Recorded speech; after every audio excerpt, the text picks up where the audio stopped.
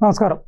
കഴിഞ്ഞ കുറച്ച് ദിവസമായിട്ട് വിനായകൻ സോഷ്യൽ മീഡിയയിൽ പോസ്റ്റ് ചെയ്ത അദ്ദേഹത്തിൻ്റെ ചില പരാമർശങ്ങളെക്കുറിച്ചുള്ള ചർച്ചകളാണ് മാധ്യമ ലോകത്ത്, സോഷ്യൽ മീഡിയയിൽ, അതോടൊപ്പം തന്നെ രാഷ്ട്രീയ ലോകത്ത് ചില പ്രധാനപ്പെട്ട നേതാക്കളെല്ലാം തന്നെ നടത്തിക്കൊണ്ടിരിക്കുന്നത്.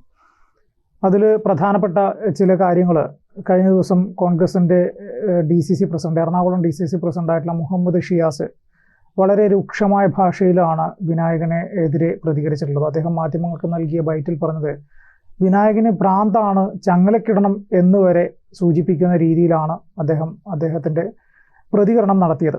അപ്പോൾ സ്വാഭാവികമായിട്ടും ഈ വിനായകൻ എന്താണ് പറഞ്ഞത് എന്നതിനെക്കുറിച്ചുള്ള വലിയ ചർച്ചകൾ ഇപ്പോൾ ആളുകൾക്കിടയിൽ സംഭവിക്കുന്നുണ്ട്. വിനായകൻ അടൂരിനെ കുറിച്ചും അതോടൊപ്പം തന്നെ യേശുദാസിനെ കുറിച്ചും ഒക്കെയാണ് അദ്ദേഹം വളരെ മോശമായ രീതിയിൽ അദ്ദേഹത്തിൻ്റെ സോഷ്യൽ മീഡിയയിൽ എഴുതി വെച്ചത്. വിനായകൻ യേശുദാസ് പണ്ട് എപ്പോഴോ ജീൻസ് ഇട്ട് നടക്കുന്നതിനെ കുറിച്ച് പറഞ്ഞു എന്നതിനെ വെച്ച് അദ്ദേഹത്തെ രൂക്ഷമായ ഭാഷയിൽ വിമർശിക്കുന്നു. അതോടൊപ്പം തന്നെ ഈ അടൂർ ഗോപാലകൃഷ്ണൻ കഴിഞ്ഞ ദിവസം സിനിമാ കോൺക്ലേവിൽ നടത്തിയ ചില പരാമർശങ്ങൾ, SC/ST വിഭാഗങ്ങൾക്ക് സിനിമ എടുക്കാൻ പണം നൽകുമ്പോൾ അത് സിനിമ അവരെ പഠിപ്പിച്ചതിന് ശേഷം അല്ലെങ്കിൽ അവർക്ക് പരിശീലനം നൽകിയതിന് ശേഷം മാത്രം സിനിമ എടുക്കാൻ അവസരങ്ങൾ നൽകുക എന്ന് പറഞ്ഞതിനെയൊക്കെ രൂക്ഷമായ ഭാഷയിൽ അദ്ദേഹം വിമർശിച്ചുകൊണ്ടാണ് അദ്ദേഹത്തിൻ്റെ ഫേസ്ബുക്ക് പോസ്റ്റ്, ആദ്യത്തെ ഫേസ്ബുക്ക് പോസ്റ്റിന് മറുപടി അല്ലെങ്കിൽ വിശദീകരണം എന്ന രീതിയിൽ അദ്ദേഹം രണ്ടാമതിട്ട പോസ്റ്റിലും താൻ ഏതായാലും ഇതിൽ മാപ്പ് പറയാനൊന്നും തീരുമാനിച്ചിട്ടില്ല. തനിക്ക് കൃത്യമായിട്ട് അറിയാവുന്ന കാര്യങ്ങൾ അല്ലെങ്കിൽ തൻ്റെ ബോധ്യത്തോടു കൂടെ പറഞ്ഞ കാര്യങ്ങളാണ് ഇതെല്ലാം, ഇതിൽ അശ്ലീലം എന്താണ് എന്നതിനെക്കുറിച്ചൊക്കെ കൃത്യമായിട്ട് അദ്ദേഹം ചോദിക്കുന്നുണ്ട്. അപ്പോൾ വിനായകനെതിരെ നിരവധി പേര് പോലീസിൽ പരാതി നൽകിയിട്ടുണ്ട്. തുടർ നടപടികൾ ഉണ്ടാവുമോ ഇല്ലയോ എന്നുള്ളതൊക്കെ വരും ദിവസങ്ങളിൽ കാണാം. ഇപ്പോൾ ഗായകൻ ജി വേണുഗോപാൽ വിനായകനെ രൂക്ഷമായ ഭാഷയിൽ വിമർശിച്ചുകൊണ്ട് രംഗത്തെത്തിയിരിക്കുകയാണ്. നമുക്ക് അതിൻ്റെ വിശദാംശങ്ങളൊന്ന് നോക്കാം. അസഭ്യവാക്കുകളിലൂടെ യേശുദാസിനെ വിമർശിച്ച വിനായകന് മറുപടിയുമായി ഗായകൻ ജി വേണുഗോപാൽ. കലയിലും സംഗീതത്തിലും, പ്രത്യേകിച്ച് ശാസ്ത്രീയ സംഗീതത്തിലും ബ്രാഹ്മണ്യത്വം കൊടികുത്തി വാഴുന്ന കാലത്ത് സ്വന്തം പ്രതിഭ ഒന്നുകൊണ്ട് മാത്രം പൊളിച്ചെഴുത്തു നടത്തിയ പാവപ്പെട്ട ഒരു ലത്തീൻ കത്തോലിക്കനാണ് യേശുദാസ് എന്ന് വേണുഗോപാൽ പറയുന്നു. ഒരു ഗായകനെ അടയാളപ്പെടുത്തുമ്പോൾ അവിടെ അയാളുടെ സ്വഭാവ സവിശേഷതകളല്ല, അയാളുടെ കാലത്തെ അതിജീവിച്ച ഗാന നിർജ്ജരി മാത്രം ശ്രദ്ധിച്ചാൽ മതി. യേശുദാസ് മഹാത്മജിയോ കേളപ്പജിയോ അല്ല. മാനവികതയിൽ നിന്നും മനുഷ്യനെ മാറ്റി നിർത്തുന്നതാണ് പൊളിറ്റിക്കൽ കറക്റ്റ്നസ് എന്ന് അമേരിക്കൻ കൊമേഡിയനും സാമൂഹ്യ പരിഷ്കർത്താവും ആക്ഷേപഹാസ്യകാരനും എഴുത്തുകാരനുമായ ജോർജ് കാർലിനെ ഉദ്ധരിച്ച് ജി വേണുഗോപാൽ അഭിപ്രായപ്പെട്ടു. അത്യുന്നതങ്ങളിൽ അംബേദ്കർ, അയ്യങ്കാളി, ചട്ടമ്പിസ്വാമികൾ, നാരായണഗുരു ഇവർക്ക് മഹത്വം. ഭൂമിയിൽ ശ്രീ വിനായക ഗുരുവിന് നീല പുകചുരുൾ പ്രണാമം. അതായത് വിനായകനെ രൂക്ഷമായ ഭാഷയിൽ വിമർശിച്ചുകൊണ്ടാണ് ജി വേണുഗോപാലിൻ്റെ പരാമർശം. അതായത് അത്യുന്നതങ്ങളിൽ അംബേദ്കർ, അയ്യങ്കാളി, ചട്ടമ്പിസ്വാമികൾ, നാരായണഗുരു ഇവർക്കാണ് മഹത്വം. ഭൂമിയിൽ ശ്രീ വിനായക ഗുരുവിന്, വിനായകനെയാണ് ഉദ്ദേശിച്ചത്, നീല പുകച്ചുരുൾ പ്രണാമം, അതായത് കഞ്ചാവ് പ്രണാമം എന്നാണ് അതിൻ്റെ അർത്ഥം. ഔദ്യോഗിക ഫേസ്ബുക്ക് പേജിലാണ് അദ്ദേഹത്തിൻ്റെ ദീർഘമായ കുറിപ്പ് അവസാനിപ്പിക്കുന്നത്. ഇനി ആ പോസ്റ്റിൻ്റെ പൂർണ്ണ രൂപം നമുക്ക് വായിക്കാം. കേരളത്തിൽ ഇപ്പോൾ പഴയ ബിംബങ്ങളൊക്കെ തച്ചുടച്ച് പുതിയവ പണിയുകയാണ് നമ്മൾ. പൊളിറ്റിക്കൽ കറക്റ്റ്നസ് എന്ന കരിങ്കൽ ഭിത്തിയിൽ തലതല്ലി ഒട്ടുമിക്ക പ്രശസ്തർക്കും അടിവതർന്നു.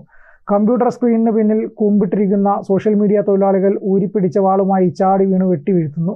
മുറിവുണങ്ങാൻ പോലും സമയം കൊടുക്കാതെ മീഡിയ ക്യാമറകൾ അവരെ ശരവഞ്ചരത്തിൽ കിടത്തുന്നു. ഒരാഴ്ചക്കാലം മുഴുവൻ സ്വന്തം ജീവിതവും പ്രതിഭയും ഉരുക്കിയൊഴിച്ച് കേരളത്തെ ലോക സിനിമയുടെയും സംഗീതത്തിൻ്റെയും നെറുകിൽ ഒരു സിന്ദൂരത്തിലകമായി ചാർത്തി അവരെ നിഷ്കരുണം വേട്ടയാടുന്നു, അസഭ്യം കൊണ്ട് മൂടുന്നു. മാനവികതയിൽ നിന്നും മനുഷ്യനെ മാറ്റി നിർത്തുന്നതാണ് പൊളിറ്റിക്കൽ കറക്റ്റ്നസ് എന്ന പ്രശസ്ത അമേരിക്കൻ കൊമേഡിയനും സാമൂഹ്യ പരിഷ്കർത്താവും ആക്ഷേപഹാസ്യകാരനും എഴുത്തുകാരനുമായ ജോർജ് കാർലിൻ അഭിപ്രായപ്പെടുന്നു. If you call A blind man visually challenged, will it change anything about his condition? അദ്ദേഹം ഫേസ്ബുക്കിൽ കുറിച്ചതാണ്. ഒരാഴ്ചക്കാലം മുഴുവൻ സിനിമയും സംഗീതവും ശ്വസിച്ചുച്ഛസിച്ച് നാടോടുമ്പോൾ നടുചാൽ കീറി സ്വന്തം ലോകം പണിത് അവിടെ സ്വന്തം നാട്ടുകാരെ കൂടി കുടിയിരുത്തിയവരാണ് ഇവരൊക്കെ. കേരളത്തിലെ ഏറ്റവും വലിയ കലാവിപ്ലവകാരി ആരാണെന്ന് ചോദിച്ചാൽ യേശുദാസ് എന്ന് നിസ്സംശയം പറയാം. കലയിലും സംഗീതത്തിലും സർവഥാ കർണാട്ടിക് ശാസ്ത്രീയ സംഗീതത്തിലും ബ്രാഹ്മണ്യത്വം കൊടികുത്തു വാഴുന്ന കാലത്ത് സ്വന്തം പ്രതിഭ ഒന്നുകൊണ്ട് മാത്രം ഒരു പാവപ്പെട്ട ലത്തീൻ കത്തോലിക്കൻ വലിയൊരു പൊളിച്ചെഴുത്ത് നടത്തി അവിടെ സ്വയം പ്രതിഷ്ഠിച്ചു. ഒരു ഗായകനെ അടയാളപ്പെടുത്തുമ്പോൾ അവിടെ അയാളുടെ സ്വഭാവ സവിശേഷതകൾ അല്ല, അയാളുടെ കാലത്തെ അതിജീവിച്ച ഗാനനിർജ്ജരി മാത്രം ശ്രദ്ധിച്ചാൽ മതി. അയാൾ അതിനെക്കുറിച്ച് ഇങ്ങനെ പറഞ്ഞു: അയാൾ ഇത്ര കാശ് വാങ്ങി ഇന്ത്യക്ക് വെളിയിൽ പോയി ജീവിച്ചു. ഇതല്ല ഒരു കലാകാരനെ അടയാളപ്പെടുത്തൽ. ജീവിതം തന്നെ സംഗീതവും സാധനയും സിനിമയുമാകുമ്പോൾ ഒരു കലാകാരന് എന്ത് പൊളിറ്റിക്കൽ കറക്റ്റ്നസ്? സ്വന്തം കർമ്മത്തിൽ മാത്രം ഒതുങ്ങി സ്വയം പുതുക്കുന്ന പരിശീലന മുറകളും ആയി ഏകാന്തനായി അദ്ദേഹം ജീവിക്കുന്നു. മൂർത്തമായ കലയുടെ പുണ്യം നുണയുന്നു. 1970-കളിൽ ജനിച്ച ഞങ്ങളിൽ പലർക്കും സ്വന്തം മാതാപിതാക്കളുടെ ശബ്ദത്തെക്കാൾ സുപരിചിതവും ഹൃദ്യവുമാണ് യേശുദാസിന്റെ ശബ്ദം. സംഗീതത്തിന്റെ ഉത്തുംഗ ശൃംഗങ്ങളിലേക്ക് നടന്നു കയറാൻ അദ്ദേഹം ത്യജിച്ചതെല്ലാം ഇന്ന് പല കലാകാരന്മാർക്കും അത്യന്താപേക്ഷിതമായ റോ മെറ്റീരിയൽസായി മാറിയിരിക്കുന്നു. യേശുദാസ് പറയാതെ പറഞ്ഞു വെച്ച ഒരു കർമ്മയോഗിയുടെ ജീവിത പരിചയമുണ്ട്. അക്കാലത്തെ വളർന്നു വരുന്ന ഗായകർക്ക് മാർഗനിർദ്ദേശങ്ങളായിരുന്നു അത്. അന്ന് അദ്ദേഹം വർജിച്ച വസ്തുക്കളുടെ അമിത ഉപയോഗത്താൽ വർദ്ധിത വീര്യത്തോടെ അദ്ദേഹത്തെ അസഭ്യം കൊണ്ട് മൂടുന്ന വിനായകന്മാർ ഒന്ന് മനസ്സിലാക്കുക. കഠിനമായ പാതകൾ താണ്ടി ഉയർച്ചയുടെ പടവുകൾ കയറി യേശുദാസ് തന്നെയും തൻ്റെ കലയെയും തല്ലിക്കെടുത്തുകയല്ല ചെയ്തത്. ഓരോ നിമിഷവും അദ്ദേഹം തന്നെ നിരന്തരം പുനഃസൃഷ്ടിക്കുകയും തൻ്റെ സംഗീതം കൊണ്ട് കാലത്തെ അതിജീവിക്കുകയും ഇനിയും ഒരംഗത്തിന് ബാല്യമുണ്ട് എന്ന വൈരാഗ്യ ബുദ്ധിയോടെ സ്വയം നിലനിർത്തുകയും ചെയ്യുകയായിരുന്നു. യേശുദാസ് നമ്മുടെ കേരളത്തിൻ്റെ ലോകോത്തര ഗായകനാണ്. പാട്ടുകാരനെ പാട്ടുകാരനായി മാത്രം കണ്ടാൽ മതി. അദ്ദേഹം സാമൂഹ്യ പരിഷ്കർത്താവെന്ന് തോന്നുന്ന ഇടത്താണ് അഭിപ്രായ വ്യത്യാസം മുതലെടുക്കുന്നത്. ഒരിക്കൽ ഈ പുഴയും കടന്ന് എന്ന സിനിമയുടെ തിരക്ക് പിടിച്ച റെക്കോർഡിംഗ് വേളയിൽ അദ്ദേഹത്തിൻ്റെ 2 പാട്ടുകളുടെ റെക്കോർഡിങ്ങിനിടയിൽ വീണ് കിട്ടിയ 2 മണിക്കൂർ ഗ്യാപ്പിൽ എൻ്റെ പാട്ടുപാടി റെക്കോർഡ് ചെയ്യുവാൻ സംഗീത സംവിധായകൻ ജോൺസൺ എന്നോട് നിർദ്ദേശിച്ചു. ഇന്ന് സമയം വൈകിയല്ലോ, നാളെ രാവിലെ വോയിസ് ഫ്രഷ് ആയിരിക്കുമ്പോൾ നമുക്ക് നോക്കിയാലോ ചേട്ടാ എന്ന് ഞാൻ. അപ്പോൾ ശ്രീ യേശുദാസ് പറഞ്ഞത് ഞാൻ ഇന്നും ഓർക്കുന്നു. എടാ വേണു, ഒരു നല്ല പാട്ടുകാരൻ ഒരു വേട്ടക്കാരനെ പോലെയാണ്. തൻ്റെ തോക്കിൻ്റെ കുഴൽ എണ്ണയിട്ട് തുരുമ്പ് കളഞ്ഞ് വെടിമരുന്ന് നിറച്ച് ഉന്നം പിടിച്ച് നിൽക്കുക. വെക്കടാ വെടിയെന്ന് ആജ്ഞാപിക്കുമ്പോൾ വെടിവെക്കുക. അപ്പോൾ എണ്ണയില്ല മരുന്നില്ല എന്ന് പറയരുത്.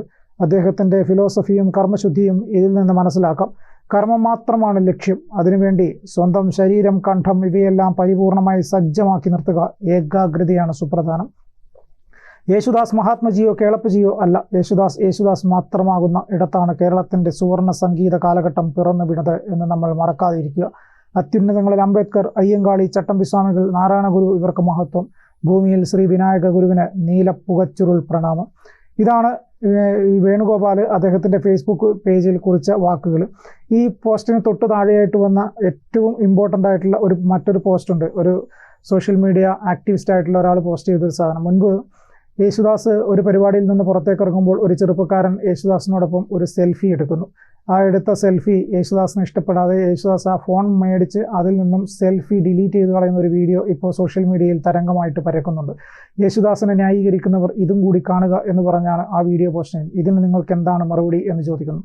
ചുരുക്കി പറഞ്ഞു കഴിഞ്ഞാൽ വിനായകൻ്റെ പോസ്റ്റിന് മറുപടിയും അല്ലാതെ അതിന് എതിർത്തും ഒക്കെ നിരവധി പോസ്റ്റുകൾ പല ഭാഗങ്ങളിൽ നിന്ന് ഇപ്പോൾ സോഷ്യൽ മീഡിയയിൽ പരക്കുകയാണ്.